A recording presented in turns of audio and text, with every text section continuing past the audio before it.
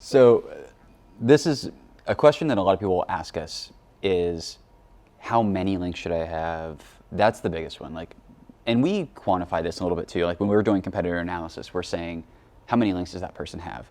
And the follow-up question usually is if it's a reasonable number, or we'll say, okay, what do they look like? Is it anything worthwhile? And what we're really saying, first of all, to even say what a link is, I'll mention that really quickly. So a link is just a link from another person's site pointing back to your site. And not all links are created equal from a technical perspective or from an equity perspective. So technically you can have follow links that kind of what we say is pass equity, and then no follow links that the person who owns the site and links back is saying, I don't want to pass equity to wherever this is going. So that can be a topic in and of itself, but for the purpose of this question of just does the quantity or the quality matter more, it's definitely the quality. You can't completely ignore quantity. I mean, it's just like, I like to think of links as recommendations in the same way that people would recommend something. So let's say that you have 2 or 3 really close friends and they recommend a restaurant and you really trust their opinion on food.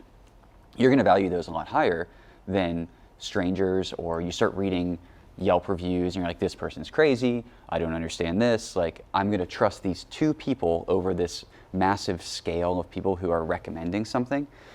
Links essentially work in a similar way. It's not exact, like I don't want to oversimplify it and say that it's like that, but it's a good way to think about it is not just how reputable is a website that's linking to yours, but also how contextually relevant it is to yours.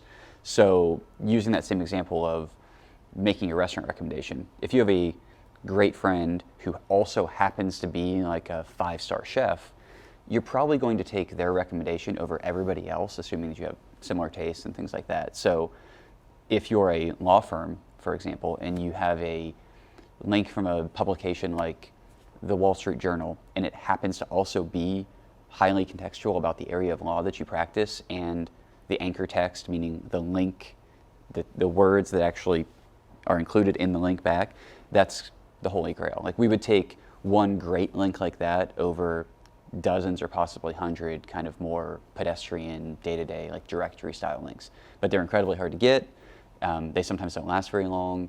They might not be follow links, but they still have value. There's a lot that goes into that, but for the most part, thinking about quality over quantity is a much better way to be successful, just broadly speaking.